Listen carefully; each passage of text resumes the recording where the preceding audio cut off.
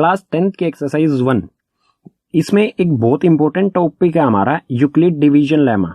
ठीक है, तो इसके बारे में बात करेंगे। यूक्लिड डिवीजन लेमा आखिर है क्या? ठीक है, तो यूक्लिड एक साइंटिस्ट का नाम है, डिवीजन ये डिवीजन से रिलेटेड है, और लेमा होता है एक सेटअप। ठीक है, स्टेप्स कि किस किस तरह से हमें स्टेप्स लेने हैं कैलकुलेशन की। तो ये यूक्लिड द्वारा बनाया गया डिवीजन स्टेप्स का मामला है सारा। इसमें होता क्या है, अगर हमारे पास ए एंड बी जो है हमारे दो पॉजिटिव इंटीजर्स दिए गए हैं, अगर हम उनको डिवाइड करेंगे तो वो किस कंडीशन को सेटिस्फाई करेंगे? A equals to b q plus में आर। ठीक है, तो कैसे हुआ ये? देखो, मान लेते हैं हमारा कोई ए पॉजिटिव इंटीजर है, उसको हम बी पॉजिटिव इंटीजर से डिवाइड कर रहे हैं।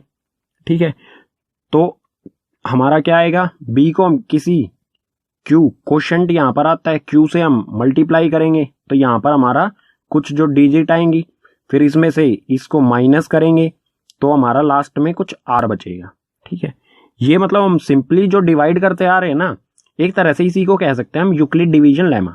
ठीक है, किसी ए को हम डिवाइड करते हैं बी से, किसी ए पॉजिटिव इंटीजर को बी से अगर डिवाइड कर देते हैं तो हमें क्वोशंट मिलेगा और आर मिलेगा।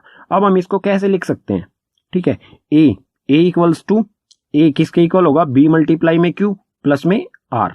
ठीक है, और यहां पर आर की वैल्यू क्या होगी?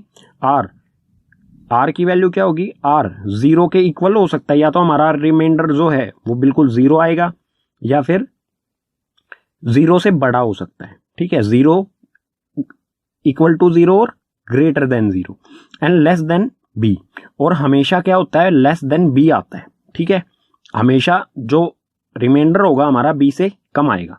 तो इसको समझने के लिए हम एक सिंपल एग्जांपल ले लेते हैं। ठीक है, तो एग्जांपल लेते हैं इसको समझने के लिए। इसका यूज कहाँ कहाँ किया जाता है? एक तो डिवीजन में किया जाता है, और एचसीएफ फाइंड करने में इसका मेनली यूज किया जाता है। ठीक है, और भी कई जगह कैलकुलेशंस में इसका यूज किया जाता है, लेकिन मेनली हम जहां पर यूज करेंगे एक तो डिवीजन में और एक एचसीएफ में। तो एग्जांपल ले लेते हैं, जैसे हम 45 ए इक्वल्स टू 45 और बी इक्वल्स टू 6। ठीक है, अगर हम ए हमारा एक पॉजिटिव इंटीजर है 45, इसको हम डिवाइड करते हैं बी की वैल्यू 6 से। ठीक है, तो 6 के टेबल काउंट करेंगे हम, 6 1 जा 6, 6 2 जा, इस तरह से हम काउंट करेंगे तो आएगा 6 7 जा 42। अब इसमें से हम माइनस करेंगे तो माइनस करने पर आएगा 5 में से 2 को माइनस किया 3 एंड 4 में से 4 को माइनस किया 0। तो अब हम 45 को कैसे लिख सकते हैं? 45 can be written as 45 equals to 6 multiply में 7 इज अवर क्वोशंट। ठीक है, बी वैल्यू इससे हमें डिवाइड करना है और इस 6 को 7 से मल्टीप्लाई कर देंगे जो हमारा क्वोशंट आया है, प्लस में रिमाइंडर हमारा कितना है? 3। ठीक है, तो ये बात किसके इक्वल होगा? 45 की। ठीक है, बिल्कुल सिंपल कॉन्सेप्ट है ये। ठीक है, तो 6 7 जा 42 प्लस 3 45।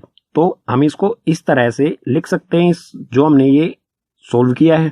ठीक है, अब एचसीएफ में किस तरह से यूज करेंगे वो देखते हैं। एचसीएफ निकालना मेनली है इससे, उसको हम थोड़ा पूरा एक्सप्लेन करते हैं।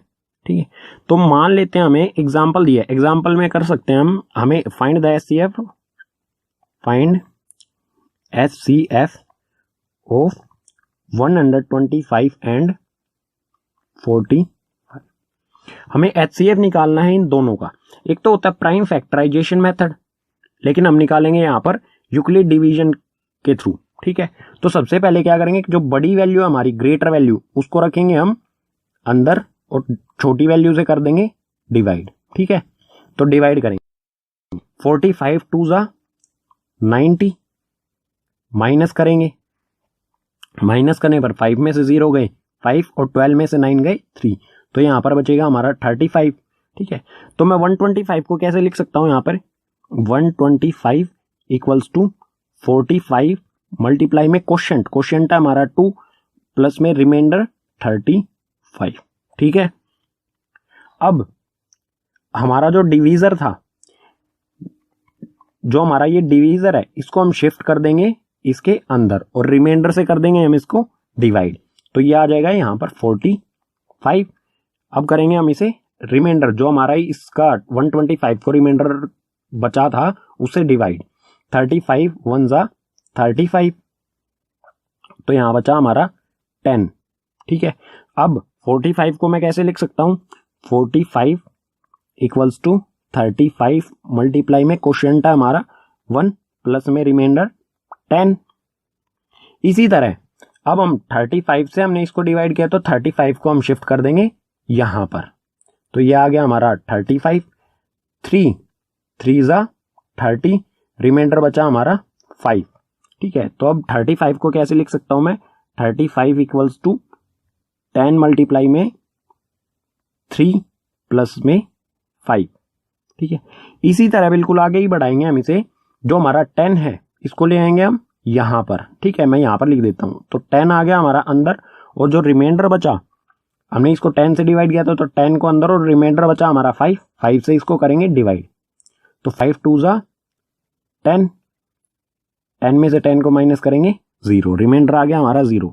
तो 10 को मैं कैसे लिख सकता हूं, 10 इक्वल्स टू 5 मल्टीप्लाई में 2 प्लस में 0।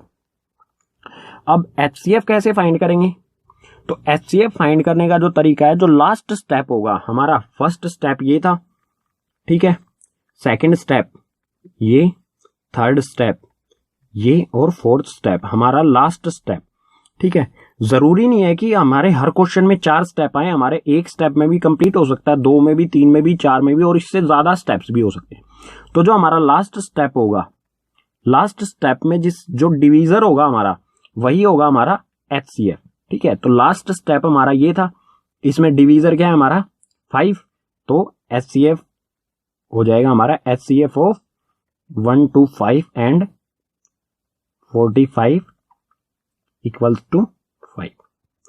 इस तरह से हम इसमें LCM निकाला जाता है। ठीक है, तो आपको वैसे ही प्राइम फैक्टराइजेशन मेथड से भी हम निकाल सकते हैं, लेकिन हमें यूक्लिड डिवीजन से इन सब चीजों को करना है। ठीक है, तो यही होता है हमारा कॉन्सेप्ट यूक्लिड डिवीजन का। इसके यूजेस क्या क्या हैं, आगे आने वाले एग्जांपल्स में, मतलब जो हमारे क्वेश्चंस आएंगे उसमें और अच्छी तरह से इसके यूजेस हमें समझ आ जाएंगे।